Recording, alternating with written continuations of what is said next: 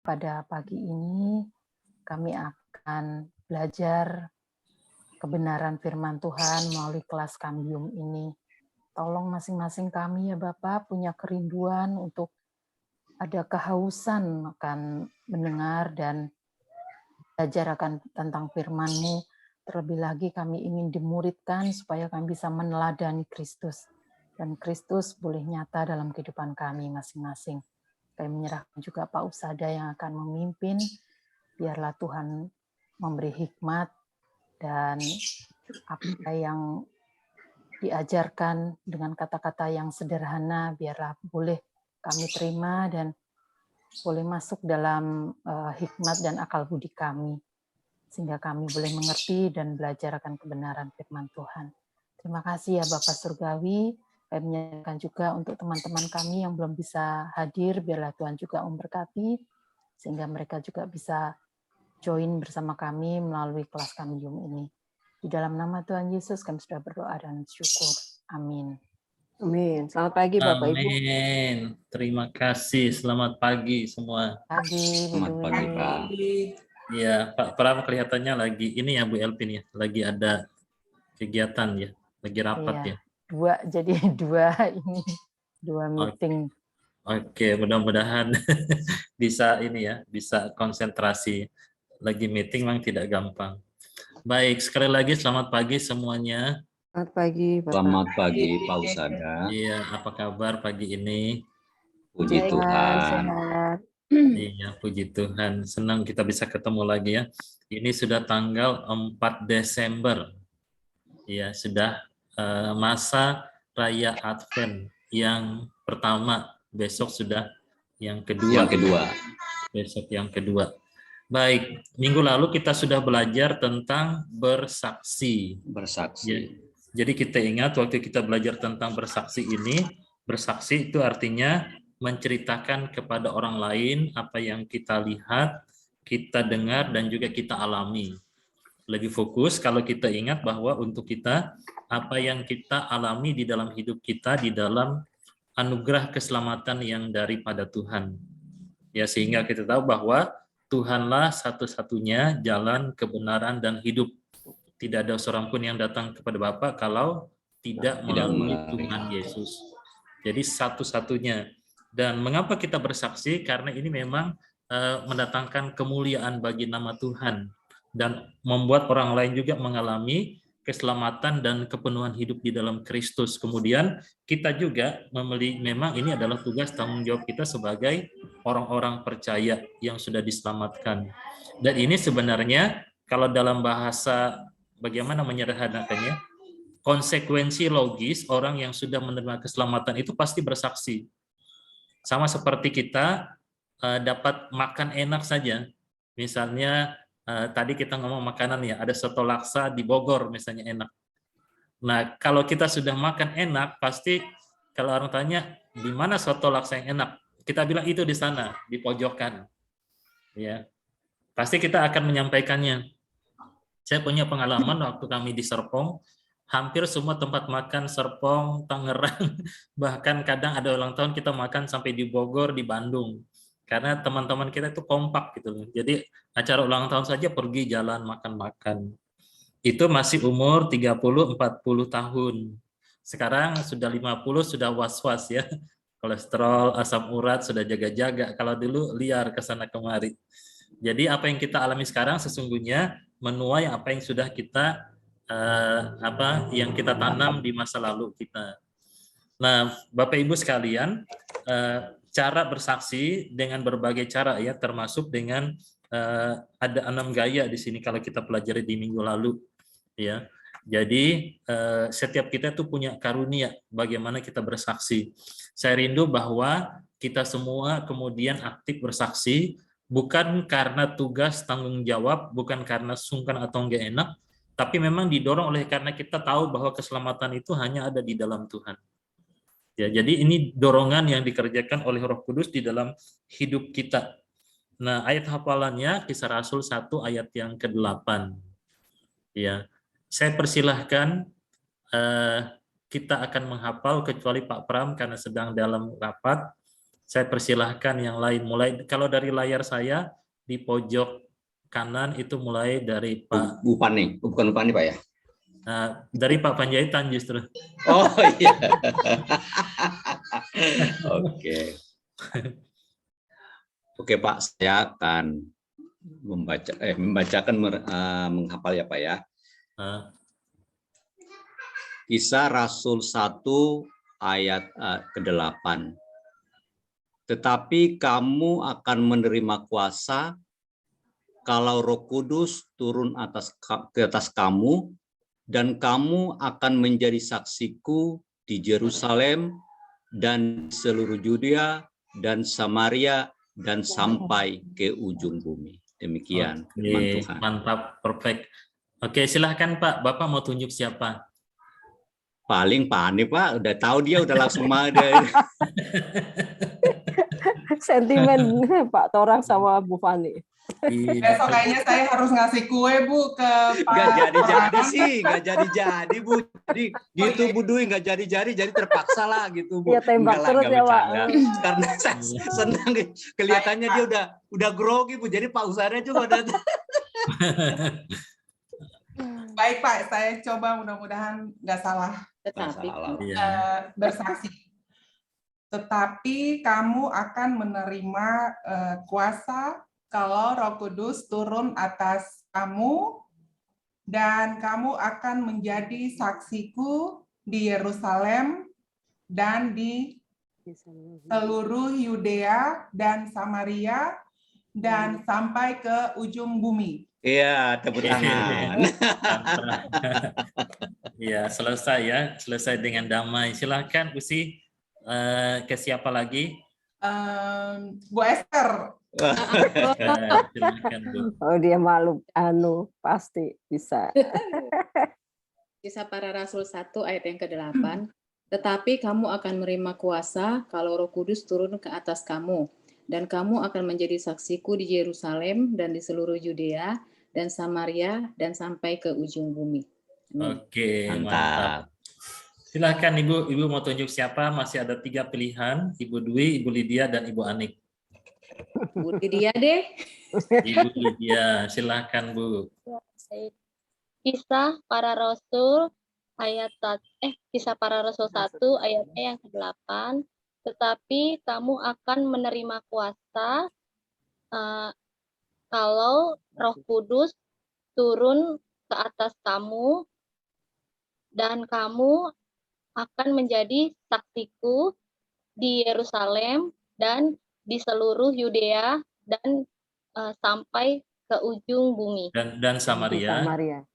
Dan Samaria dan sampai ke ujung bumi. Oke, mantap. Terima kasih Bu Lydia. Cuma 2 pilihan Bu, Ibu Anik atau Ibu Dwi, silahkan. Yang muda dulu Bu Anik. Bu Anik, oke, silahkan Bu Anik. Kisah Para Rasul 1 ayat 8. Tetapi kamu akan menerima kuasa kalau Roh Kudus turun ke atas kamu, dan kamu akan menjadi saksi-saksiku di Yerusalem, di seluruh Yudea, di Samaria, dan sampai ke ujung bumi. Oke, terima kasih. Kalau Ibu Anik selalu bukannya kurang, selalu ditambah gitu ya. Saksi-saksiku. Gitu. Baik hati Bu Ani. Oh, Baik hati. iya, kurang. Ya biasanya berarti bumbunya suka kasih lebih Pak. Maaf. Ya, berarti terakhir silakan Ibu Dwi, silakan Bu. Iya, Kisah Para Rasul 1 ayat 8. Tetapi kamu akan menerima kuasa, yaitu Roh Kudus yang turun atas kamu, dan kamu akan menjadi saksiku di seluruh Yudea, di Yerusalem, di seluruh Yudea, di Samaria, dan sampai ke ujung bumi. Oke, terima kasih Bu. Hanya bagian depan saja. Ya. Masalah Ibu. Oke, terima kasih Bapak Ibu sekalian. Nah, coba Bapak Ibu pikirkan ayat hafalan tersebut, ya. Dan kamu akan menjadi saksiku. Ya, menjadi saksiku ini perkataan kalau kita lihat di Alkitab kita, ku itu menggunakan huruf besar itu Tuhan. Kamu akan menjadi saksiku, itu ditujukan kepada para murid pada waktu itu ya. Pada waktu mereka menantikan peristiwa Pentakosta setelah Tuhan Yesus bangkit dan akan naik ke sorga. Ya, kemudian kalau Roh Kudus turun ke atas kamu, Roh Kudus ini penghibur, penolong, memberikan kekuatan kepada para murid dan juga kepada kita. Jadi kita lihat di sini dari awal itu kita mendapatkan kelengkapan, mendapatkan kekuatan. Ya, kata kuasa seperti yang saya katakan minggu lalu itu memiliki sebuah kekuatan yang luar biasa. Dia menggunakan bahasa Yunani donamo, dinamis, dinamit. Jadi ini adalah sebuah kuasa yang besar sekali yang mempunyai daya ledak yang luar biasa sebenarnya. Jadi kecil tetapi berdampak luar biasa. Nah, kemudian bolehkah saya bertanya, kalau misalnya Bapak Ibu menjadi saksi, kalau misalnya memilih nih, mau Yerusalem, Yudea, Samaria, atau ujung bumi? Ujung bumi. Ujung bumi, ke seluruh ujung bumi. Seluruh ujung bumi ya. Jauh ya Bu ya? Jauh. Di Binong aja dulu. Emangnya mau jalan-jalan Bu ke ujung bumi? Kayaknya pengen jalan-jalan. Binong nggak masuk ujung bumi Bu, soalnya menyeluruh keseluruhan. Tugasnya dari di mana kita ke seluruh berada. ujung bumi. Oke, dari keempat ini mana yang kelihatannya sukar? Yerusalem, Yudea, Samaria, atau ujung bumi yang sulit dari perintah ini? Yerusalem Pak. Yerusalem. Keluarga itu sulit. Ada yang bilang keluarga, ada yang lain lagi. Yerusalem itu lingkup kita terdekat, kota kita. Yudea itu provinsi. Ujung bumi Pak yang paling jauh. Iya. Ujung bumi paling jauh ya. Paling jauh. Bagaimana kalau saya bilang orang Kristen seringkali sulitnya justru di Samaria? Orang yang tidak kita sukai, orang yang kita benci, orang yang oleh orang Samaria itu kan dianggap oleh orang Yahudi itu kelompok bukan Yahudi asli lagi. Jadi orang rendah, orang hina, orang papa. Beribadah pun mereka tidak boleh masuk ke itu, ke tempat mereka di Yerusalem. Sehingga tempat ibadahnya pun terpisah. Bagaimana dengan Samaria? Musuh, orang yang kita tidak suka, orang yang menjengkelkan, yang sering berbuat jahat, dan lain segala macam. Ya, itu sama dengan kisah Yunus, Pak. Yunus disuruh ke Niniwe. Kebetulan itu kota Niniwe itu, Yunus itu tidak suka gitu. Tapi Tuhan menyuruh dia ke sana. Mana dia jadi. Balik lagi ke sana ya. Iya. Menurut Pak, kenapa dia nggak suka di Niniwe, Pak? Karena menurut dia itu orang Niniwe itu tadi Pak, seperti saya juga tadi orangnya bebal Pak. Jadi apa ya istilahnya menurut apa ya di sana itu sudah kehidupannya sudah berantakan lah, sudah kehidupannya seperti zaman Sodom dan Gomora. Jadi si Yunus itu sangat membencinya gitu. Malah Yunus itu menginginkan Tuhan itu membinasakan dia, tapi justru Tuhan mengasihi dia Pak.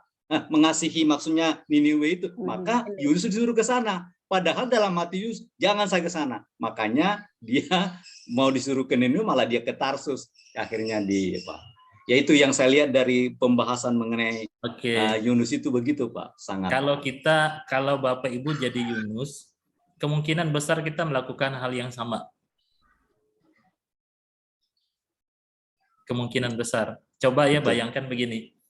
Coba Bapak Ibu dipanggil Tuhan untuk melayani pertama orang jahat. Niniwe itu kota kalau menghukum orang lain itu biasanya dijemur di terik matahari, kemudian kulitnya dikupas seperti mengupas babi atau anjing. Itu orang Niniwe itu sadis, makanya mereka tidak bisa membedakan tangan kiri dan tangan kanan, perkataan Tuhan. Kemudian kota ini juga kota yang temboknya tebal sekali, dan kota ini juga sebenarnya kota yang cukup kaya. Tetapi secara moral, penyembahan berhala, kehidupan etika mereka sangat-sangat rusak.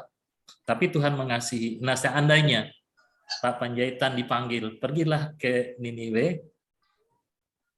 Kira-kira Bapak ke Niniwe atau ke Tarsis seperti Yunus? Karena kita udah pengalaman dengan Yunus, Pak. Sekalipun berat hati, mau tidak mau harus, Pak.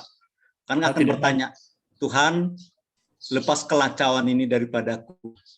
Tapi bila memang kehendak-Mu saya harus ke Niniwe, biarlah itu terjadi. Kalau enggak,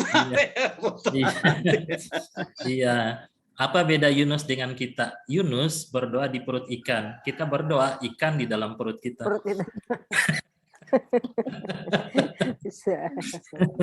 Iya, jadi doa satu-satunya manusia di dunia yang berdoa di perut ikan itu hanya Yunus. Doanya itu kalau Bapak Ibu kaji itu luar biasa sekali. Pertobatan waktu dia berada di dalam itu. Tapi setelah dimuntahkan oleh ikan, Yunus kemudian marah-marah. Makanya ditutup di bagian akhir kitab Yunus itu ada pertanyaan, layakkah engkau marah? Nah itu yang kita jawab, kemungkinan besar kita juga marah. Karena Tuhan mengasihi orang yang bejat, orang yang begitu sadis, yang menurut ukuran kita layak untuk dibinasakan. Salah satu contoh misalnya, ada satu ibu di satu gereja, dia berkata, Pak, pokoknya kalau untuk agama ini, yang sebelah katanya, saya pokoknya tidak mau. Mereka bakar gereja, mereka bunuh saudara saya, mereka lakukan ini. Jangan suruh saya menginjili mereka. Karena dia melihat bagaimana sadisnya orang ini terhadap orang Kristen begitu. Nah, bersaksi itu memang tidak mudah karena kita memenuhi panggilan Tuhan. Iya, menjadi hamba Tuhan, menjadi anak Tuhan, dipanggil untuk bersaksi, itu bukan tugas yang gampang. Ya, masing-masing punya panggilannya. Kalau misalnya Bapak Ibu menjadi Yeremia saja, itu sulit sekali. Tidak ada orang yang bertobat dari pelayanannya, tapi dia taat kepada panggilan Tuhan. Ya, Paulus digergaji. Daniel, teman-teman, dimasukkan gua singa segala macam. Polikarpus di Wahyu, dibakar hidup-hidup karena imannya. Satu orang di suku Assam di India, sampai terciptanya lagu mengikuti Yesus keputusanku, sekeluarga ditombak karena percaya kepada Tuhan. Ya, kemudian misionaris yang ada di Afrika, ya kita ingat, ya David Livingstone, ya istri anaknya meninggal karena sakit malaria, tapi dia panggilannya ke sana. Nah, bersaksi itu memang menjalankan perintah Tuhan dan penuh dengan tantangan yang tidak mudah. Ya, apalagi kalau kita penuh waktu melayani di tempat itu. Ya, makanya tidak mudah ya. Jadi Bapak Ibu bisa mengerti bagaimana beban hamba-hamba Tuhan, para misionaris yang berada di ladang misi. Teman-teman kami yang melayani di negara pecahan Soviet itu juga mengalami penderitaan, disiksa, dipukul, masuk penjara. Ya, itu dialami mereka. Nah, jadi kita perlu mendukung dan juga ambil bagian dalam pekerjaan pelayanan tersebut. Baik, hari ini kita akan belajar di pelajaran kita yang ke-9. Ya, tentang bersekutu ya, bersekutu. Mari kita membuka buku kita. Kita belajar tentang bersekutu. Oke. Jadi ini adalah disiplin rohani yang kelima yang kita pelajari. Minggu lalu kita sudah belajar tentang bersaksi, itu relasi kita dengan orang yang belum percaya. Nah, sekarang relasi kita sesama orang percaya. Ya, relasi sesama anak-anak Tuhan. Nah, boleh saya tanya ini kepada Ibu, Bapak Ibu sekalian. Siapa ini, ada anak muda, ada Yola ya. Yola mau nggak kira-kira berada di satu pulau, buku ada, makanan ada, semua ada, tapi tinggal sendirian saja? Nggak mau, Pak. Kenapa yang nggak mau? Sendirian kan, Pak. Jadi bayangkan Yola tinggal di Cibinong, semua ada di situ, tapi hanya sendiri saja, nggak ada orang. Enggak. Jadi Nggak mau ya? apa ya? Nggak apa ya? Hidupnya kan sendirian ya. Jadi kayak nggak berfungsi juga jadi. Iya, ini nggak ada yang ganggu, nggak ada yang demo, nggak ada yang goda dan segalanya, pokoknya sendiri aja. Enggak mau, Pak. Nggak mau juga ya. Oke, terima kasih. Ada yang mau nggak? Nggak ada, Pak. Nggak ada ya. Pak Panjaitan mau nggak, Pak? Waduh, tidak Pak, sepi, sedih, nggak ada gunanya Pak. Kita itu berharga karena orang lain Pak. Iya. Ternyata kita itu membutuhkan orang lain juga ya. Coba Bapak Ibu bayangkan lebih sempit lagi. Kita sendiri di Gereja Kristus Cibinong. Nggak ada orang lain, nggak ada pendeta, nggak ada penginjil, nggak ada majelis, nggak ada badan pengurus jemaat, nggak ada sekolah minggu, nggak ada remaja, nggak ada pemuda. Sendiri aja. Bisa bayangkan? Di gereja sebesar itu sendiri, ibadah sendiri, khotbah sendiri, kasih persembahan sendiri, nangis sendiri, marah sendiri, ke kamar mandi sendiri, beresin sendiri, semua sendiri. Saya yakin mungkin ada yang takut kali ya. Nah, ternyata memang kita itu membutuhkan orang lain walaupun kadang kita jengkel dengan orang di sekitar kita. Nah, Bapak Ibu sekalian yang terkasih, jadi kalau kita melihat di sini bersekutu itu memang penting. Kita tidak bisa, kita tetap membutuhkan orang lain di dalam bagaimana kita ini menjadi manusia seutuhnya. Masih ingat peristiwa Adam di Taman Eden itu sebelum jatuh ke dalam dosa. Tidak baik kalau manusia itu hanya seorang diri saja. Jadi ada kekosongan yang memang bersifat rohani di dalam diri kita yang hanya bisa dipenuhi dalam persekutuan dengan sesama. Dalam konteks Adam memang dipenuhi dengan hadirnya istrinya, Hawa. Walaupun pada waktu itu binatang semua dikasih nama oleh Adam, tetapi tidak bisa juga memenuhi kebutuhannya. Walaupun sekarang itu saya unik juga ya. Saya kadang-kadang iseng mempelajari ada beberapa orang yang tidak menikah di usia 30-40 tahun. Salah satu hobinya itu piara anjing. Ya, piara anjing. Coba perhatikan ya, cukup banyak sekarang ini. Jadi mereka kadang ngomong, kadang marah sama anjing ya. Kadang seperti itu. Nah, sekarang kita akan melihat 3 hal yang akan kita pelajari, mengapa, apa, dan bagaimana. Nah, ini ada gambar bayi yang cakep ya. Ini pasti laki-laki kalau lihat gambar anak ini. Iya. Nah, kita lihat di sini yang pertama di dalam Yohanes 3 ayat 3. Yesus menjawab katanya, aku berkata kepadamu sesungguhnya jika seorang tidak dilahirkan kembali ia tidak dapat melihat kerajaan Allah. Nah, ini kita melihat bahwa untuk bersekutu dengan Tuhan itu dimulai dengan kelahiran, sama seperti seorang anak yang lahir di tengah-tengah keluarga. Ya. Kalau dia ini lahir dari keluarga Pak Hatorangan Panjaitan, pasti ini si Ucok Panjaitan namanya. Betul Pak, Ucok Panjaitan. Iya. Kalau dia perempuan di keluarga Ibu Esther, ini Butet Siahaan namanya. Butet Gultom Pak. Hah? Butet Gultom Pak. Butet Gultom ya, Ibu Iya. Gultom ya. Suaminya Pak, suaminya kan dia Suami Siahaan. Gultom ya. Iya. Kalau Gultom nomor berapa Ibu? Gultom nomor 15 Pak. Oh, 15. Iya. Pak Usa ada ketawa aja nomor. Luar biasa. Iya, hala kita Pak, hala. Iya. Oke. Jadi kita lihat di sini bahwa secara jasmani waktu kita lahir kita menjadi anak, memiliki hak, memiliki nama, memiliki hak waris di tengah keluarga itu. Nah, waktu kita percaya kepada Tuhan, kita menjadi anak-anak Allah. Jadi, waktu kita dilahirkan kembali ke dalam ini keluarga Tuhan, kita kelahiran pertama itu adalah tanda kita keluarga Tuhan melalui kelahiran di dalam keluarga kita. Sedangkan kelahiran yang kedua itu adalah bagaimana kita hadir sebagai anggota keluarga Tuhan. Kalau keluarga di dunia ini kan sifatnya sementara. Nah, keluarga rohani ini akan berlanjut hingga kekekalan.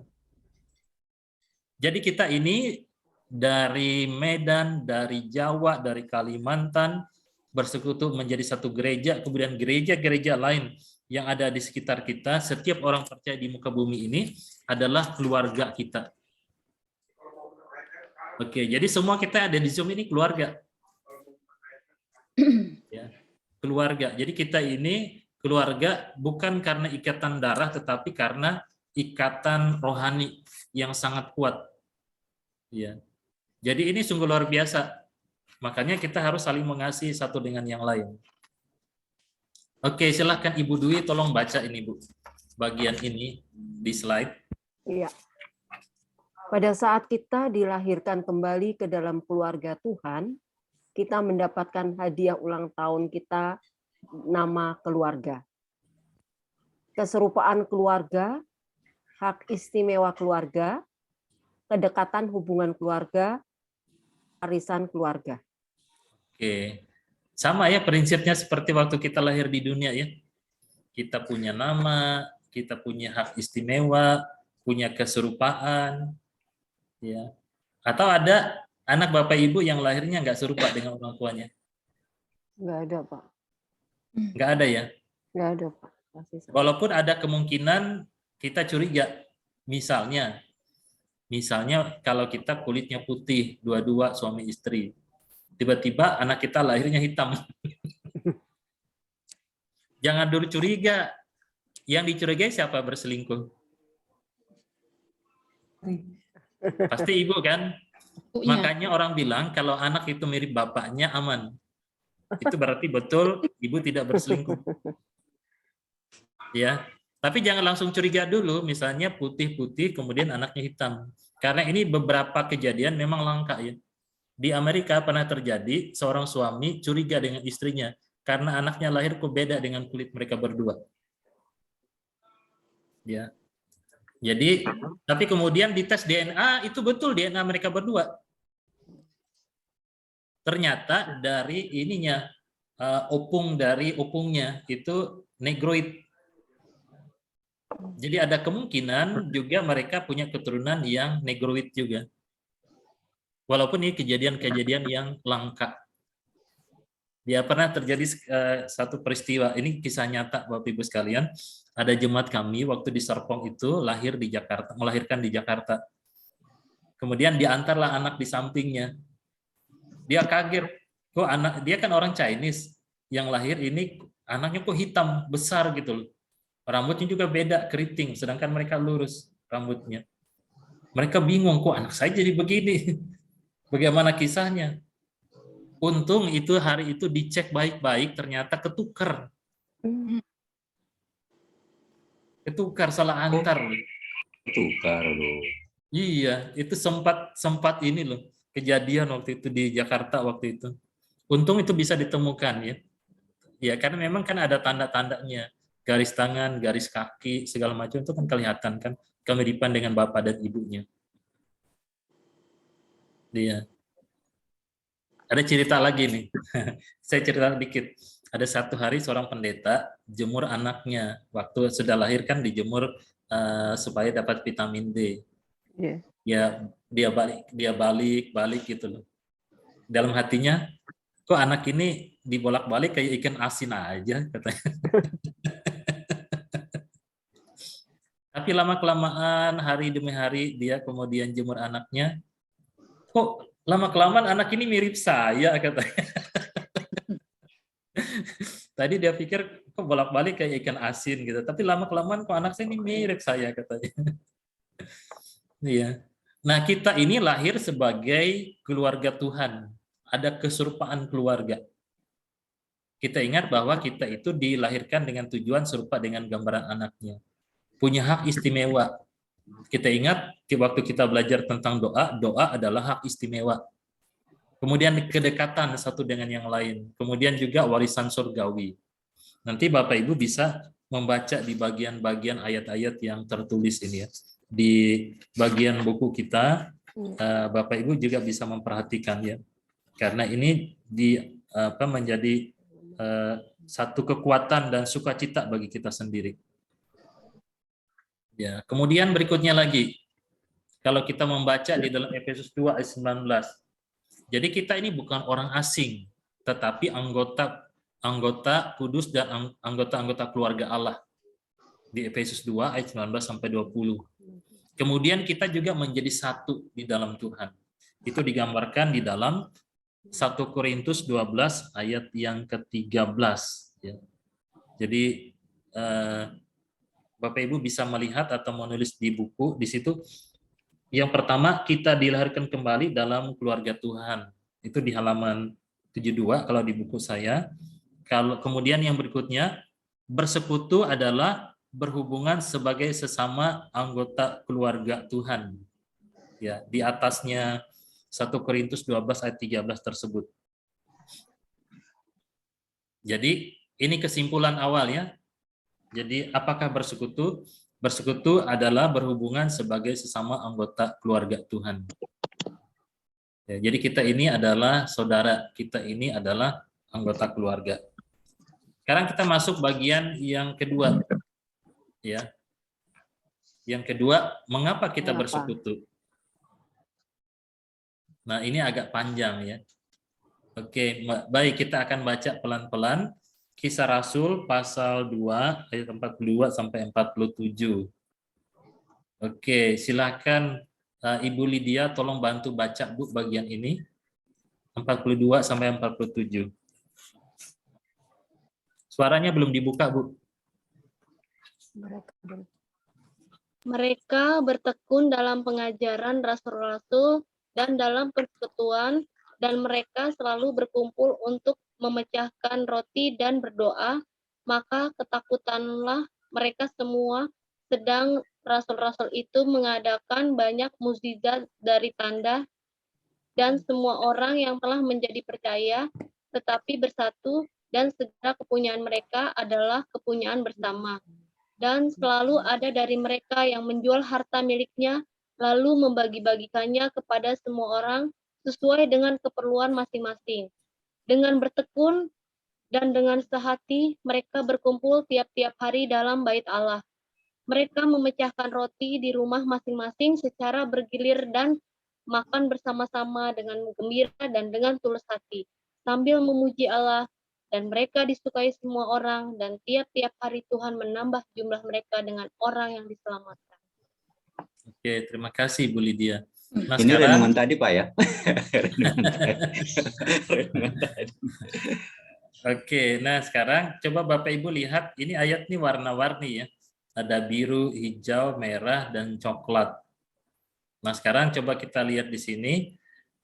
Coba sebutkan 4 aktivitas dan alasan mengapa aktivitas di dalam persekutuan yang dimulai dari huruf P. Petrus, Papa, Petrus, huruf P. Nah sekarang kita mulai dengan yang berwarna hijau. Coba lihat yang berwarna hijau, kira-kira aktivitas apa di dalam persekutuan yang ada? Berkumpul. Huruf P. Huruf P. Persekutuan. Terus? Coba lihat di sini ya, dalam persekutuan selalu berkumpul, tetap bersatu, segala kepunyaan adalah kepunyaan bersama, sehati, memecahkan roti di rumah masing-masing secara bergilir, makan bersama dengan gembira dan tulus hati. Kira-kira kalau diwakili huruf P, kesimpulannya apa? Yang warna hijau. Pelayanan. Ya? Pelayanan. Pelayanan. Ada lain lagi? Persekutuan. Persekutuan. Oke, kita keep persekutuan dulu ya. Nanti kita lihat. Sekarang yang warna biru. Warna biru cuma satu. Bertekun dalam pengajaran. Apa yang ada? Pengajaran. Kemudian berikutnya yang berwarna merah. Memecahkan roti dan berdoa, ketakutan mereka semua, banyak mujizat dan tanda, bertekun, berkumpul tiap hari dalam bait Allah, memuji Allah. Puji-pujian. Ibadah. Ya. Huruf P. Huruf P. Puji-pujian. Puji-pujian. Pujian. Penyembahan. Oke, yang berikutnya warna coklat. Selalu ada dari mereka yang menjual harta miliknya, membagi-bagikannya, disukai semua orang. Percaya. Nah, bukan, maksudnya ini aktivitas. Pemberian. Pemberian. Oke, nah sekarang keep semua jawabannya ya. Sekarang kita akan lihat. Persaudaraan, pengajaran, penyembahan, pelayanan. Nah, di dalam mengapa kita bersekutu ternyata ada alasan-alasannya. Ya. Alasan yang pertama itu adalah ini adalah sarana kasih karunia untuk persaudaraan. Jadi untuk mendorong dan meneguhkan satu dengan yang lain. Kemudian ada pengajaran, mengubahkan kita, kemudian menumbuhkan kita. Kemudian penyembahan, mengarahkan hati pada kemuliaan Tuhan. Kemudian yang keempat, pelayanan, memenuhi kebutuhan yang menjadi kesaksian. Oke, baik. Silakan Bapak Ibu bisa melihat di sini 4P ya. Sekarang kita akan melihat satu persatu dari bagian-bagian ini ya. Sekarang kita melihat yang pertama, kita lihat persaudaraan dulu. Ya. Nah, kita ini sudah dipilah ya berwarna hijau. Dalam persekutuan selalu berkumpul, tetap bersatu, kepunyaan mereka kepunyaan bersama, dengan sehati, memecahkan roti di rumah masing-masing serta bergilir dan makan bersama dengan gembira dan tulus hati. Nah, di dalam persekutuan memang penting sekali persaudaraan. Ya. Saya tidak tahu bagaimana kelompok benih ini apakah akrab atau tidak. Saya belum tahu. Dekat nggak di gereja? Ya. Bagaimana Pak Pram? Apakah kita di kelompok ini kelompok yang sangat akrab, dekat atau bagaimana? Kalau yang W1B mungkin akrab ya. 1B ya. Kecuali saya dengan beberapa ini kan jarang ketemu. Kayak Bu Fani, kemudian Bu Lydia, Bu Ani, Bu Maya. Bu Maya. Sering kumpul-kumpul nggak Pak? Bu Ani sering kumpul tuh sama Bu Maya. Sebenarnya kalau dulu habis persekutuan wanita itu 1B itu pasti makan bersama Pak. Gitu setiap ya? hari Selasa itu, jadi seminggu sekali itu setiap habis kebaktian pasti makan bersama, makan bareng gitu sebelum pulang gitu. Makanya gemuk bersama juga ya. Iya. Jadi ini persaudaraan ini dekat gitu loh. Jadi makan bersama, saling menolong. Kemudian berikutnya, apakah Bapak Ibu saling tahu rumah enggak yang di kelompok benih ini? Tetanggaan sama Bu Ani, Pak, saya. Tetanggaan ya. Yang lain Pak Pram, Pak Hatorangan itu Bu Lydia tahu nggak rumahnya di mana? Kalau Pak Hatorangan mah jauh. Saya jauh. juga jauh. Bu Dwi cuma belum pernah ikut ibadah di. Kalau Pak Pram kan karena satu wilayah pernah ibadah di rumah Pak Pram. Gitu ya. Ibu, kalau Ibu Dwi pernah salaman semua dengan anggota kelompok benih nih Bu? Kenapa? Pernah ya? Iya, karena aktif juga ibu-ibunya ini di wanita. Gitu, Pak. Gitu ya. Oke. Jadi kita Mas belajar saya ya. belum pernah salaman, Bu. Oh, iyalah pemuda. Ada yang komplain Bu Dwi, ayo. Iya, nanti saya datang kalau udah nggak pandemi ya. Wanita ya. Saya datang ke pemuda. Iya.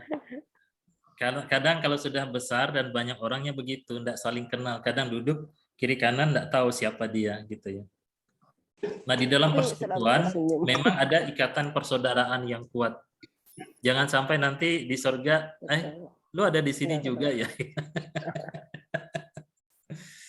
Iya. Ini yang pertama ya. Jadi kita belajar tentang persaudaraan. Kita lihat di sini. Nah, Yola, tolong baca ini Yola. Ibrani 10, 24, 25. Ibrani pasal 10 ayat 24 sampai 25. Dan marilah kita saling memperhatikan supaya kita saling mendorong dalam kasih dan dalam pekerjaan baik. Janganlah kita menjauhkan diri dari pertemuan-pertemuan ibadah kita seperti dibiasakan oleh beberapa orang, tetapi marilah kita saling menasehati dan semakin giat melakukan menjelang hari Tuhan yang mendekat. Ya, jadi ini mendorong, meneguhkan, menguatkan satu dengan yang lain. Nah, sekarang tugas Bapak Ibu sekalian, coba ingat baik-baik. Apakah ada teman satu gereja, satu wilayah yang dulunya aktif, sekarang tidak lagi? Mungkin karena masalah ekonomi, mungkin karena ada gesekan, mungkin karena ada perbedaan, mungkin ada beda pendapat, kemudian menjauh dan hilang. Ya, coba cari, coba doakan, coba berikan perhatian. Ya. Ini tugas pertama ya, namanya persaudaraan. Kita cari ya, kita doakan. Ini penting sekali. Ya. Jadi saling mendorong dan saling meneguhkan. Ya, lambangnya handphone yang sekarang hampir tidak kita pakai lagi. Connecting people, Nokia. Ini untuk mengingatkan saja. Sekarang yang kedua, kita lihat di sini ya. Jadi dalam maaf belum yang kedua. Ini ada satu buku dan juga ada filmnya dulu ya. Jadi salah satu dari 10 kebodohan yang dilakukan oleh orang Kristen ialah yang menghambat pertumbuhan rohani ialah mereka menjadi anak Tuhan gaya Lone Rangers. Ya, mungkin zaman-zaman tahun 70-an pernah nonton film ini ya. Saya dulu pernah nonton film ini. Dia hebat tapi sendirian, semua dilakukan sendiri. Ya. Nggak bisa kita kalau apalagi makin tua, nggak bisa kita melakukan semuanya sendiri. Ya, jangan sampai kita hidup sendiri tanpa kedekatan atau persaudaraan dengan yang lain. Kita membutuhkan sesama kita untuk bertumbuh. Kemudian yang kedua, yang kedua adalah pengajaran. Bertekun dalam pengajaran rasul-rasul. Nah, kalau digunakan kata bertekun itu artinya sama seperti orang yang gigih, rajin, tekun belajar gitu, tekun berjuang. Ketekunan itu bukan berarti tanpa hambatan, ada hambatan, baik dari dalam maupun dari luar. Jadi tekun belajar, tekun bertumbuh dalam pengajaran rasul-rasul. Kalau di dalam konteks kita sekarang ini, dalam pengajaran kebenaran yang disampaikan oleh hamba-hamba Tuhan. Ya, tolong Ibu Esther baca ini Bu, Efesus 4. Efesus 4 ayat 11 sampai 16. Dan ialah yang memberikan baik rasul-rasul maupun nabi-nabi, baik pemberita-pemberita Injil maupun gembala-gembala dan pengajar-pengajar untuk memperlengkapi orang-orang kudus bagi pekerjaan pelayanan, bagi pembangunan tubuh Kristus. Kita bertumbuh di dalam segala hal ke arah Dia, Kristus yang adalah kepala. Daripadanya lah seluruh tubuh yang rapi tersusun dan diikat menjadi satu oleh pelayanan semua bagiannya, sesuai dengan kadar pekerjaan tiap-tiap anggota, menerima pertumbuhannya dan membangun dirinya dalam kasih. Oke, terima kasih Bu. Nah ini bagian yang tidak dituliskan semuanya di dalam Efesus 11, 4 ayat 11 sampai 16. Jadi kita lihat di sini, di gereja atau di dalam persekutuan itu ada para hamba-hamba Tuhan. Kalau di sini disebutkan rasul, nabi, pemberita Injil, gembala. Tujuannya, coba perhatikan di sini tujuannya, memperlengkapi orang kudus bagi pekerjaan pelayanan, bagi pembangunan tubuh Kristus. Jadi tugas utama seorang hamba Tuhan ialah memperlengkapi jemaatnya. Tugas jemaat adalah siap untuk dilengkapi dengan pengajaran. Ya. Jadi penting sekali di gereja itu namanya dibina. Bukan dibinasakan ya, dibina. Beda ya dibina dengan dibinasakan. Jadi dibina, diajar, diperlengkapi. Ya, ini tugas utama ya hamba Tuhan di sini. Kalau kita melihat di dalam Efesus pasal 4 ini. Nah, lambangnya adalah Pepsi ya. Ask for more. Lagi gitu, minta lagi, minum lagi. Bertumbuh lagi, belajar lagi. Nah, ini pertumbuhan dan perkembangan yang sehat ya.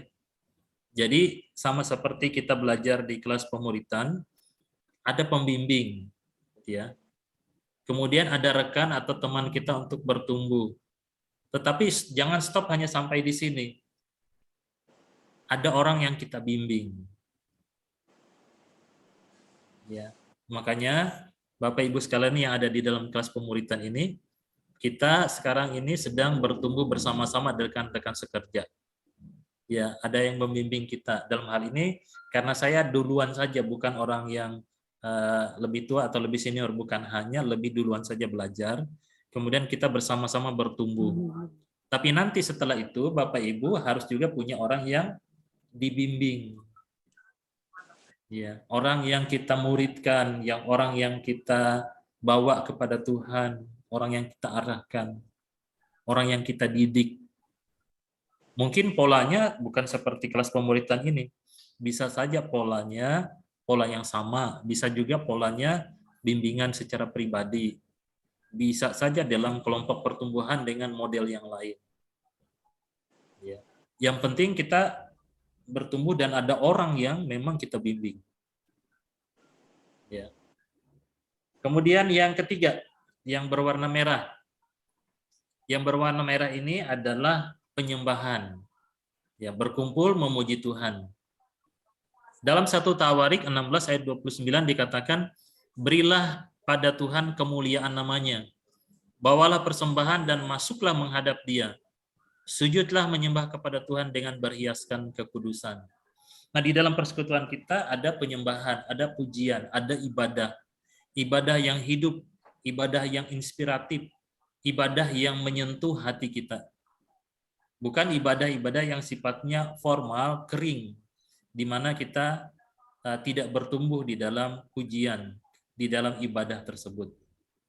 Makanya Bapak Ibu sekalian, ibadah itu sangat penting sekali untuk mempererat hubungan kita dengan Tuhan. Karena kita memang umat pilihan Tuhan yang dipanggil untuk menyembah, memuji Tuhan, dan mempermuliakan nama Tuhan. Ya, penyembahan ini akan berjalan dengan benar kalau kita hidup di dalam kekudusan. Karena Allah yang kita sembah adalah Allah yang kudus. Ya, di dalam kalimat di bawah dikatakan, sujudlah menyembah kepada Tuhan dengan berhiaskan kekudusan. Ya, berhiaskan kekudusan. Jadi aksesorisnya bukan penampilan luarnya yang paling utama, bagaimana hati hidup kita yang kudus di hadapan Tuhan. Oke, nah sampai di sini. Coba saya tanya Ibu Anik, kudus itu artinya apa sih, Bu? Suci, bersih.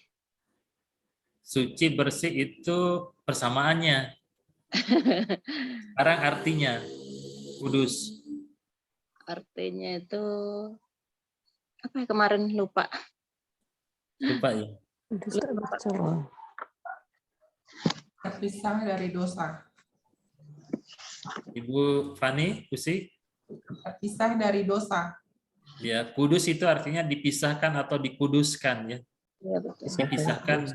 Dipisahkan dari yang jahat, dikhususkan gitu loh. Jadi sama seperti kita memilih sesuatu ini yang baik, dipisahkan. Ya. Nah, jadi kekudusan itu artinya kita ini spesial di hadapan Tuhan, terpisah dari dunia, terpisah dari kuasa iblis. Jadi dikhususkan. Makanya hari Minggu itu disebut sebagai hari Sabat yang kudus. Itu adalah hari yang diberikan oleh Tuhan kepada kita untuk bersekutu dengan Allah yang kudus. Itu sudah ditetapkan di sebelum manusia jatuh ke dalam dosa. Setelah Tuhan menciptakan langit dan bumi, Tuhan memberkati dan menguduskan hari Sabat. Kemudian di dalam masa pelayanan kepemimpinan Musa, ditekankan lagi di dalam 10 perintah. Ingatlah dan kuduskanlah hari Sabat. Ya. Jadi ingat baik-baik ya. Tidak ada kompromi. Hari Minggu, hari Tuhan, wajib namanya beribadah. Karena itu memang perintah Tuhan dari mulanya. Nah, di dalam persekutuan ada penyembahan. Lambang yang digunakan ini adalah Telkom. Committed to you. Committed to you. Nah, bayangkan persekutuan seperti ini ya, ini seperti api ya. Kalau persekutuan kita seperti api dengan kayu bakar yang banyak, apinya besar.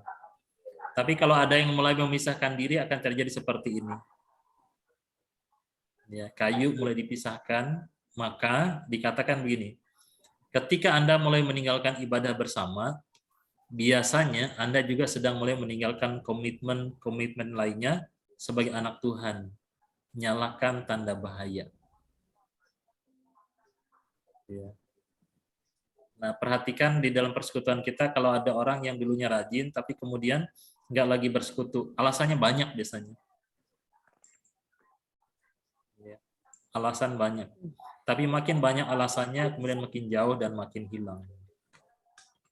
Ya. Oke, ini nyalakan tanda bahaya. Ini P yang ketiga, penyembahan. Sekarang yang keempat, yang terakhir adalah pelayanan. Pelayanan. Ya, pelayanan. Jadi di sini kita lihat di sini selalu ada dari mereka yang menjual harta miliknya lalu membagi-bagikannya kepada semua orang sesuai dengan keperluan masing-masing. Bapak Ibu jangan mentah-mentah mempraktekkan hal ini ya. Jual semuanya kasih gitu. Bukan itu maksudnya. Maksud bagian firman Tuhan ini mengajarkan berbagi ini memang konteks jemaat mula-mula. Dia suka berbagi, suka saling menolong. Contoh saja ya. Mungkin ada di antara Bapak Ibu yang punya pengalaman di masa pandemi ini. Ada satu gereja dan juga kami juga praktekkan di sini. Ada teman atau jemaat yang kena COVID begitu ya. Kemudian biasanya kan kesulitan mereka itu kan isolasi di rumah atau di rumah sakit. Nah, kita biasanya berbagi dengan bergilir memberikan makanan kepada mereka. Waktu kita memberikan perhatian itu, mereka punya semangat karena ada yang memperhatikan. Kemudian, orang lain juga melihat, oh orang Kristen kompak ya, mereka saling menolong dalam kesusahan meskipun nggak ketemu. Jadi kita hanya telepon, gantung di pagar depan rumahnya, bilang kami ada lakukan ini, kasih makan ini untuk Bapak Ibu. Ya. Enak sekali bukan? Ada pelayanan yang menjadi kesaksian. Banyak kesaksian gereja-gereja mempraktekkan hal tersebut di masa pandemi. Apakah di Cibinong juga dipraktekkan? Iya Pak. Pak. Dipraktekkan. Hai, saya yang dapat Pak prakteknya. Dapat ya. Pengalaman menerima kebaikan. Ya, nanti Ibu bagikan juga ya. Amin, Pak. Oke. Jadi, nah kalau begitu Ibu Esther baca deh ini, Bu. Yohanes 13. Karena Ibu dapat berkat tadi ya. Iya. Yohanes 13 ayat 34 sampai 35. Aku memberikan perintah baru kepada kamu, yaitu supaya kamu saling mengasihi. Sama seperti aku telah mengasihi kamu, demikian pula kamu harus saling mengasihi. Dengan demikian semua orang akan tahu bahwa kamu adalah murid-muridku, yaitu jikalau kamu saling mengasihi. Oke, terima kasih Bu. Tanda identitas orang Kristen yang paling jelas adalah saling mengasihi. Ya.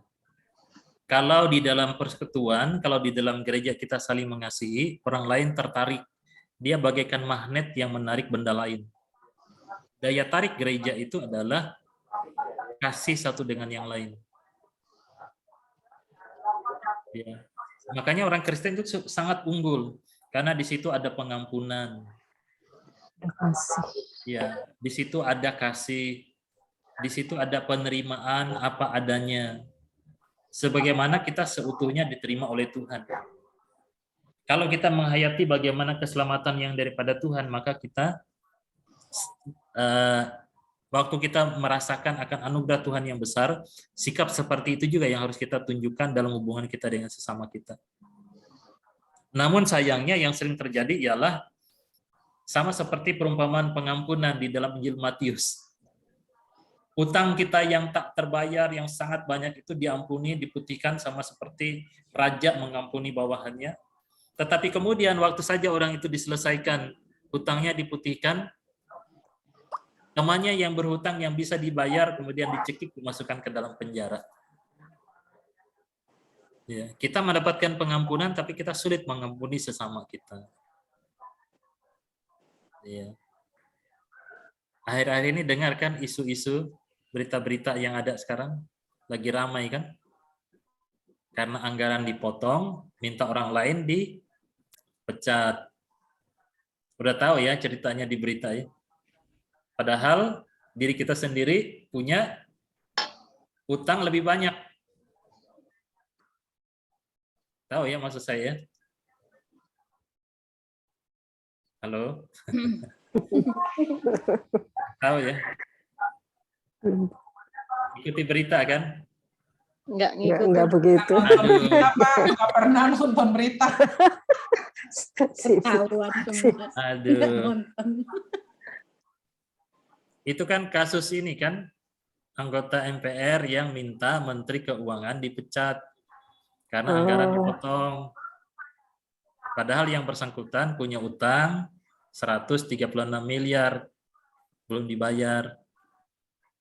Bapak Ibu di Jawa jangan ketinggalan informasi lah, masa saya dari Kupang udah ini. Ibu-ibu sibuk masak, Pak. Sibuk TikTokan Pak sekarang ibu-ibunya Pak. Aduh, Jadi nggak nonton berita, TikTokan kebanyakan. Bukan Boro-boro. Budui ya, bukan Budui, bukan Budui. Nonton TV. Iya, ibu-ibu harus ikuti berita-berita. Sekarang kan ada ini sebenarnya di wilayah Cibinong Bapak Ibu harus waspas karena ada prediksi, ada ini dari BMKG tentang tsunami 8 meter di wilayah Cilegon. Waduh. Ya, coba ikuti berita. Saya tidak menakut-nakuti maksudnya karena ini dari BMKG yang ngomong. Ya, jadi daerah Cilegon, wilayah Cilegon. Makanya pemerintah sekarang sudah mengeluarkan red notice ya di wilayah Cilegon segala macam. Iya. Ini bukan menakut-nakuti ya, tapi maksudnya kita waspada terhadap apa yang ada berita ada. Jadi memang informasi Pak ya, makasih. Iya, informasi itu penting bagi kita, jangan sampai kita ketinggalan. Makanya jangan nontonnya drakor terus. Enggak pernah, Pak. Iya. Jangan nonton drakor, apalagi Ikatan Cinta ya. Waduh. Bapak. Iya, saya tuh dalam melayani jemaat tuh unik-unik ya. Kemarin saya melayani jemaat, ada masalah gitu, masalah hukum. Kemudian masalah ini kan antar kakak adik gitu loh. Nah dia bandingkan kenapa ya mereka begitu, sampai saya tertawa geli, sakit perut saya. Makanya saya suka tuh nonton Ikatan Cinta katanya. Saya bilang lucu-lucu juga jemaatnya. Lucu-lucu ya.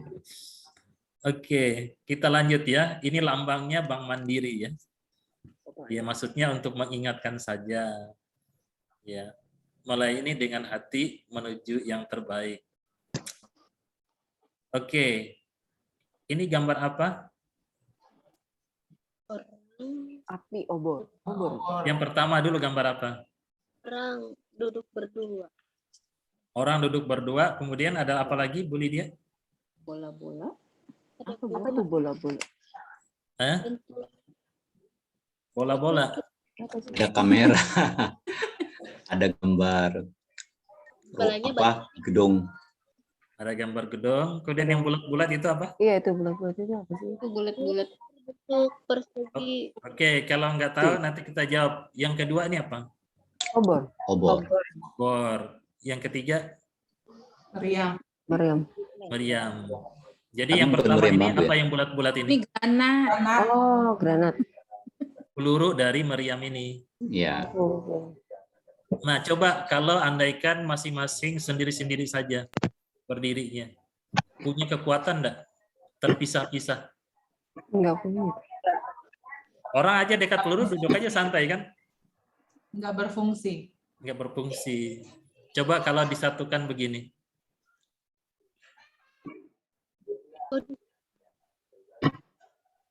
Punya daya ledak kan? Iya. Iya, berfungsi meriam ini senjata. Nah, persekutuan itu kita itu saling membutuhkan satu dengan yang lain. Kalau kita kompak bersatu, dia punya pengaruh sangat besar sekali. Ya. Jadi berusahalah jangan bertanya sama seperti filosofi orang Amerika. Jangan tanyakan kepada negara apa yang negara perbuat kepadamu, tapi tanyakanlah pada dirimu apa yang kamu perbuat bagi negaramu. Jangan tanyakan kepada gereja, kepada Tuhan apa yang Tuhan dan gereja perbuat kepadamu, tapi tanyakan kepada dirimu apa yang kamu buat bagi gerejamu dan bagi Tuhanmu. Dan belajar melihat di gereja itu apa yang bisa saya lakukan, apa yang bisa saya kerjakan, sumbangsi apa yang mau saya lakukan. Nah, itu jemaat yang baik itu seperti itu. Bukan melihat ini kurang, ini kurang, hanya mengkritik begitu.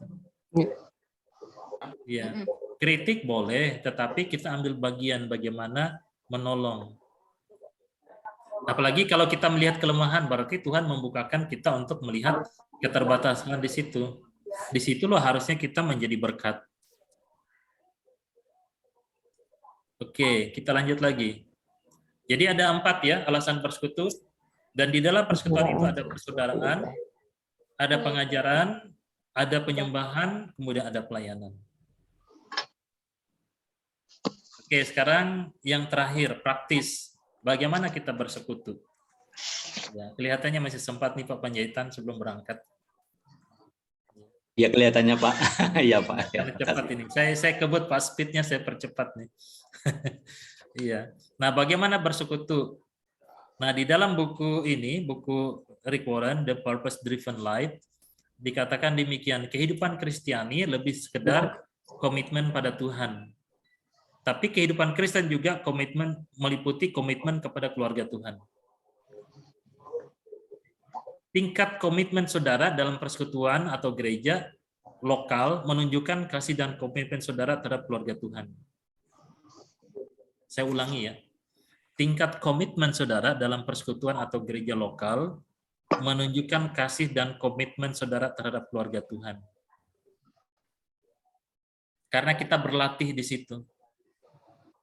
Kita bersekutu di situ, kita bertumbuh di situ. Nah, sekarang kita coba lihat gambarnya. Kita lihat kita sekarang ada dalam komitmen yang mana. Ya. Yang pertama adalah Cilukba. Cilukba ini lihat-lihat dulu. Oke. Kira-kira siapa yang masih dalam kondisi di sini? Cilukba. Gitu.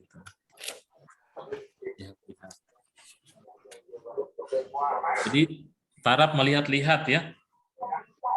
Orang ini biasanya belum punya gereja untuk beribadah. Masih suka pindah-pindah gereja. Mencari yang paling sesuai dengan selera mereka.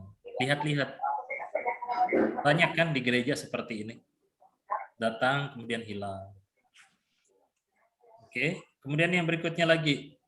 Komitmen datang. Ya. Ini sudah masuk ke dalam lingkaran kedua ya. Jadi ini sudah lebih bagus ya. Ya. Sudah merasakan tempat itu cocok ya.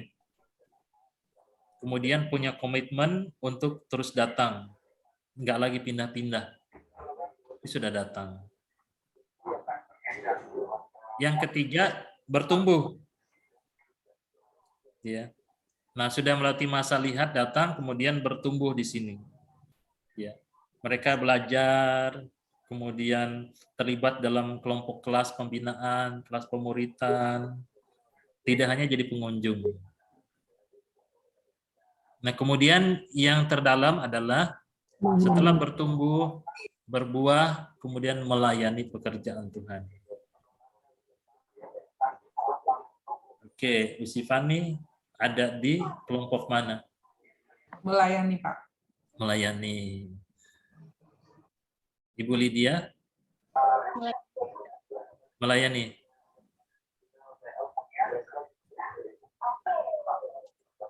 Ibu Anik? Melayani. Melayani. Bu Esther? Melayani, Pak. Melayani ya. Yang lain sudah ambil bagian dalam pelayanan semua ya? Iya, sudah Pak. Oke, bersyukur, puji Tuhan. Nah, kemudian dalam satu buku di sini dituliskan, ya, jangan hanya kencan mengguan dengan gereja. Cintailah keluarga Tuhan dengan memperdalam komitmen Anda kepadanya. Bapak Ibu menjadi jemaat dalam satu gereja bukan kebetulan, ada maksud Tuhan. Ya, mengapa kita ada di dalam satu gereja? Tuhan punya maksud. Temukan maksud dan tujuan Tuhan, apa yang harus kita lakukan. Saya memberikan contoh ya, contoh sederhana. Di satu gereja ada satu oma, dia percaya Tuhan, sudah cukup usia lanjut. Oma ini kesehatannya tidak begitu baik. Dia tidak bisa nyanyi, dia tidak bisa ikut kunjungan karena keterbatasannya secara finansial dan juga kondisi keluarganya. Tapi oma ini berpikir, apa yang harus saya lakukan untuk melayani pekerjaan Tuhan?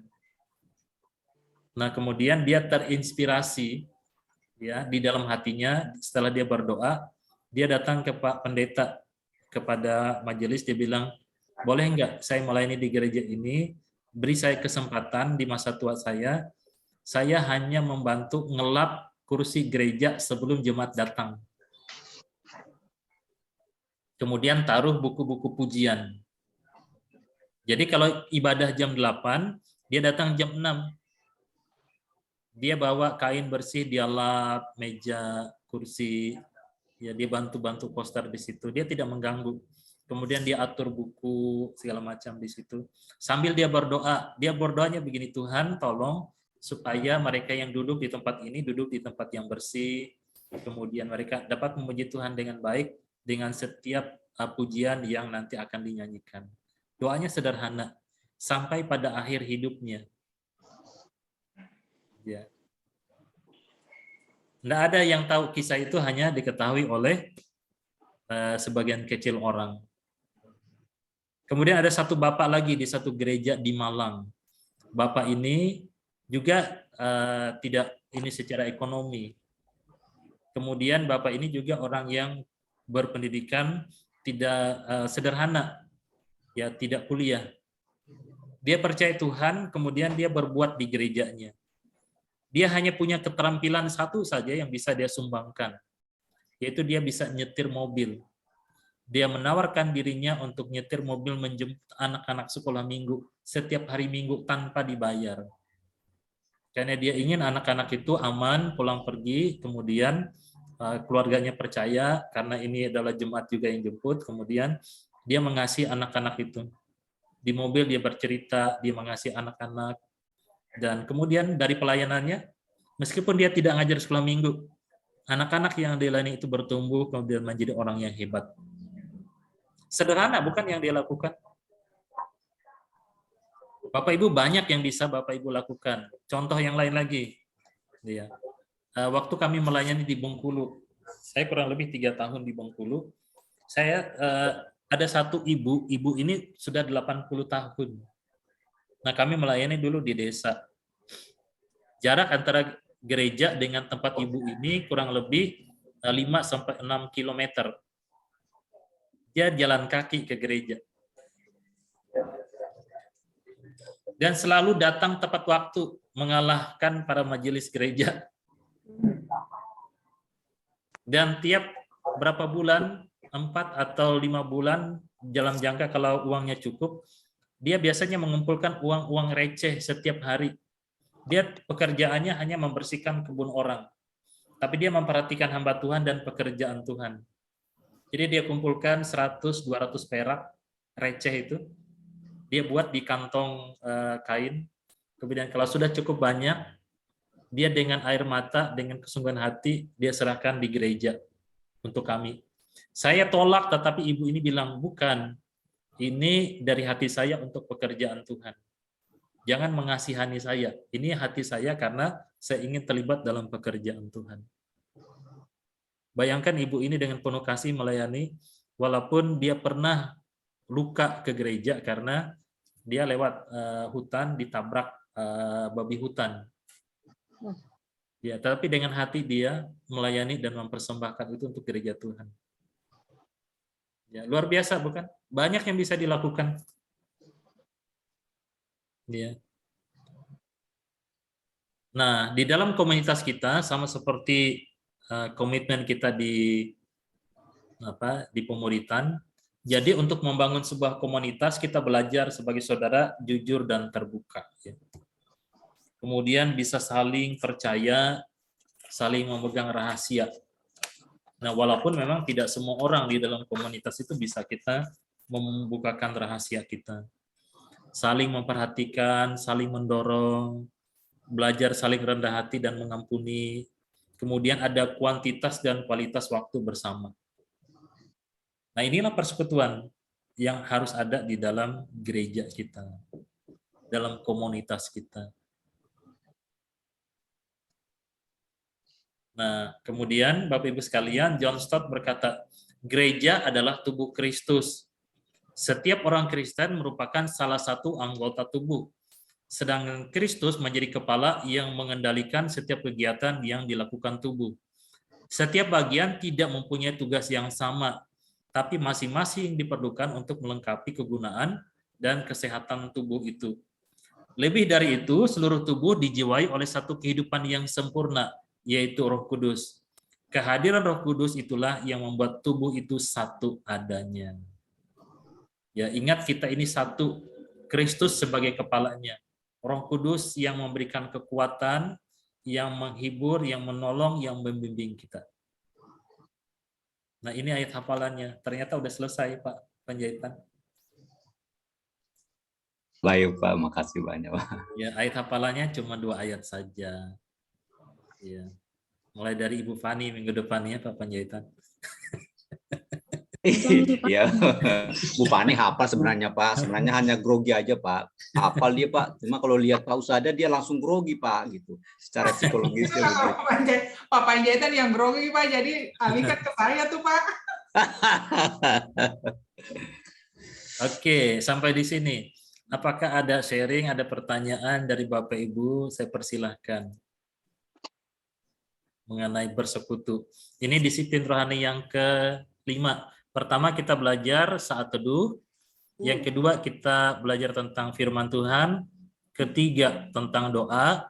Keempat, tentang bersaksi. Kemudian yang kelima ini bersekutu. Minggu depan, bagian terakhir. Naik atau tidak ditentukan kemudian. Silakan, apakah ada pertanyaan atau ada pengalaman yang mau berbagi tentang hal bersekutu? Bapak Ibu silakan, saya persilakan.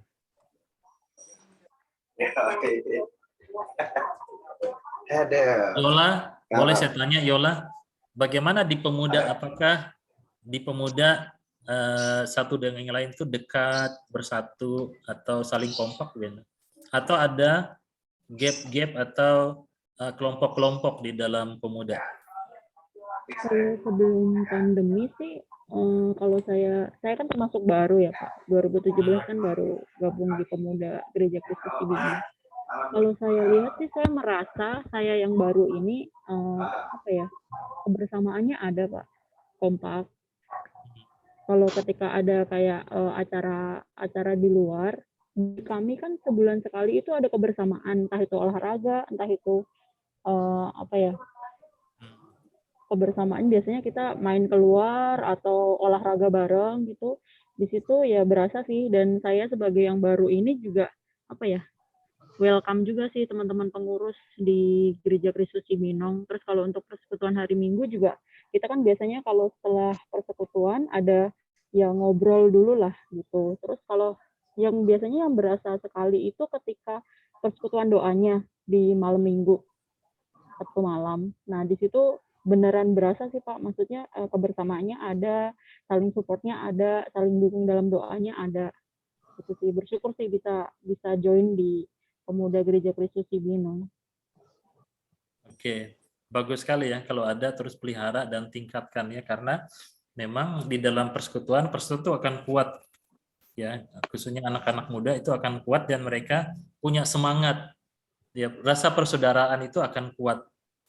Ya, saya berikan contoh misalnya, Bapak Ibu pernah dengar cerita waktu Mei 98 ya. Waktu kerusuhan itu. Masa-masa itu gereja-gereja di Jakarta sangat kompak satu dengan yang lain. Ya, karena berada dalam masa sulit pada waktu itu. Jaga bersama, hidup bersama, kemudian dengan para tetangga juga saling dekat dulu.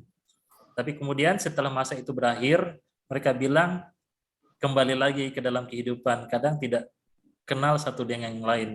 Padahal kadang cuma satu gereja, bahkan tinggalnya di wilayah yang sama.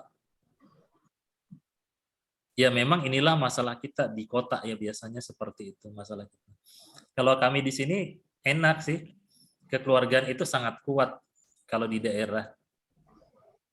Iya, di daerah ini sangat kuat. Sebentar aja kami habis persekutuan gini nanti makan. Kami di masa pandemi ini rapat minggu kemarin rapat aja di warung kopi gitu kan. Nanti hari Minggunya rapat di warung kopi lagi. Sambil makan, sampai malam gitu kan. Sampai jam 10, setengah 11. Ya, itu masa-masa pandemi. Sebelumnya kami sering jalan-jalan. Kadang-kadang ibu-ibu habis kebaktian hari Minggu nih. Pergi sama-sama, kemudian kumpul ini bersama-sama, kerja bersama gitu kan. Sering, karena di daerah memang sangat mudah untuk mengkoordinirnya. Atau waktu gereja itu kecil, dulu waktu kami di Serpong, jemaat kami baru kurang lebih 80 kakak. Kemudian para pengurus majelisnya itu kurang lebih hanya 20-an orang saja. Kalau ada ulang tahun, nanti makannya di Bogor, makannya di Bandung, anak-anak ditinggal. Cuma ibu-ibu ini kadang-kadang aneh juga ya. Anak-anak waktu itu masih kecil ditinggal, kemudian ada pembantu dikumpulkan di satu rumah gitu. Terus anak-anak itu dikasih Activate. Iya, supaya anak-anak itu ngantuk dan banyak tidur. Ibu-ibu dulu punya kerjaan. Oke, silakan. Ada pertanyaan? Kalau tidak ada, kita akan tutup dalam doa. Karena Pak Panjaitan sudah mau pergi ke kondangan. Jadi tahu semua orang, Pak. Gak apa-apa, Pak. Maksudnya pulang nanti Bapak kalau dikasih nasi kotak, kasih satu-satu. Kan persaudaraan. Khususnya Iya, ke Pak. Ibu Fani, Bapak harus bawa lewatin. Nah ini. Besok Pak, besok Bapak ke gereja, jadi tukaran nasi box sama kue. Nah, begitu. Saya selalu ketemu Ibu, Bapaknya yang nggak pernah ketemu, jangan-jangan Bapak nggak ke gereja. Ketahuan. Karena Pak Pendeta, saya setiap hari Minggu selalu di depan pintu karena bendahara panitia Natal. Saya yang memberikan amplop persembahan Natal. Ini Pak Ketua nih, saya belum pernah ngasih amplop ke beliau, Pak. Kalau Ibu, saya selalu pernah. Waduh, jadi dibocorin Ibu Fani. Betul, Bu. Bu, datangin ke rumah, Bu, amplopnya, Bu. Iya, Ibu kasih itu apa? Kasih amplopnya banyak, berapa kali nggak datang. Kalau udah 4 kali, kasih 4. Ya, puji Tuhan sekarang kan masih bisa ibadah di rumah. Jadi ya itu, kan nggak boleh dekat-dekat orang. Jadi udah istri aja yang Bu Fani. Nah, Oke, Pak. Oke, Ibu Fani tolong kasih nomor rekening, kirim ke Pak. Rekening gereja untuk ini. Ada Ya Pak, Pak, tiap bulan Pak udah ditransfer Pak, walaupun gak dikasih Bu Fani. Bu Fani panitia Natal, ntar dikirim lagi Bu Fani. Iya, kelas pemuritan itu memang di dalam buku memang ada programnya, sebenarnya ada retreat bersama gitu sebenarnya. Jadi sebenarnya di dalam pemuritan itu bukan hanya sekedar pengajaran seperti ini, tetapi saling percaya, bertumbuh bersama itu penting sekali. Saling memberi contoh dan teladan, saling belajar. Jadi ini kekuatan sebenarnya di dalam satu komunitas gereja. Saling bercanda, saling kerjain, saling mengucapkan ulang tahun, itu penting sekali. Itu artinya kita tidak formal, hubungan kita tuh tidak kaku gitu. Jadi dekat. Iya. Iya, apalagi kalau Bapak Ibu tahu saya itu suka ngerjain orang, suka kasih permainan, suka apa. Saya sering dimarahin istri saya karena saya usil, gitu. Suka ganggu orang. Oke, baik. Kalau tidak ada lagi, kita cukupkan sampai di sini. Puji Tuhan, minggu depan kita akan menyelesaikan pelajaran kita di dalam buku ini ya, Berakar di Dalam Kristus. Dan saya berharap bahwa kita sungguh-sungguh mengalami bagaimana kuasa Tuhan dan juga disiplin rohani yang mengubahkan kita. Baik, mari kita bersatu di dalam doa. Bapa di surga, di dalam nama Tuhan Yesus Kristus, pagi hari ini kami bersyukur untuk pembelajaran di materi ke-9, bagaimana kami bertumbuh sebagai anggota dalam satu persekutuan. Tidak kebetulan kami berada di dalam satu gereja, dan kami juga percaya tidak kebetulan kami saling bertemu di dalam kelas pemuritan ini. Selalu ada maksud dan tujuan Tuhan yang indah di dalam setiap peristiwa yang boleh kami alami dan jalani. Hamba berdoa ya Tuhan, agar melalui pembelajaran hari ini kami belajar menjadi anak-anak Tuhan, menjadi anggota tubuh Kristus yang berperan aktif. Apa yang bisa kami lakukan, apa yang menjadi sumbangsih yang bisa kami lakukan di dalam persekutuan kami, gereja kami, Tuhan menolong kami. Tuhan menolong kami juga supaya kami ambil bagian dalam tugas pelayanan sesuai dengan panggilan yang Tuhan berikan kepada kami. Tolong kami juga supaya kami peduli kepada sesama kami yang lain, mereka yang tidak lagi ada bersama-sama dengan kami, mereka yang kecewa, mereka yang sakit, mereka yang mungkin terpinggirkan, dan lain sebagainya. Tolong kami agar kami juga memberikan perhatian, mendoakan mereka, dan membawa mereka kembali ke dalam persekutuan. Terima kasih Bapa di sorga, kami juga rindu supaya kami terus-menerus bertumbuh di dalam persekutuan yang benar, sehingga orang dapat melihat inilah sesama orang percaya yang saling mengasihi, saling mengampuni, saling mendorong, saling memperhatikan satu dengan yang lain. Terima kasih Bapa di sorga, ampuni kami atas segala kekurangan dan kelemahan kami, dan kami rindu Roh Kudus menuntun langkah-langkah kehidupan kami. Saudara kami yang tidak ada dalam kelas pemuritan hari ini, Tuhan juga menolong mereka agar mereka juga mendapatkan kekuatan kesembuhan daripada Tuhan. Khusus bagi Ibu Ute, kami juga doakan Tuhan lawat secara pribadi dalam kondisi yang lemah, dan kami rindu bahwa kemurahan Tuhan ada di dalam kehidupan Ibu Ute secara pribadi. Terima kasih untuk Dian juga yang tidak bersama dengan kami, Tuhan juga berkati dia. Berikan kesehatan, kekuatan, berkat juga studi dan masa depannya. Terima kasih Bapa di sorga, Ibu Maya dalam acara keluarga juga Tuhan juga menolong, Tuhan juga memberkati, dan kami rindu Ibu Maya juga diberikan kesehatan dan kekuatan yang daripada Tuhan. Terima kasih Bapak. Semua kami di dalam pergumulan pribadi, keluarga, maupun pertumbuhan kerohanian kami, doa hamba Tuhan, Tuhan memberkati kami. Kegiatan kami setelah ini, kami serahkan juga ke dalam tangan kasih Tuhan. Bimbingan, penyertaan, dan sukacita daripada Tuhan kiranya ada bersama-sama dengan kami. Terima kasih Bapa di surga, terpujilah namamu. Di dalam nama Tuhan Yesus Kristus kami berdoa dan kami bersyukur. Amin. Amin. Terima kasih Pak Pendeta. Oke.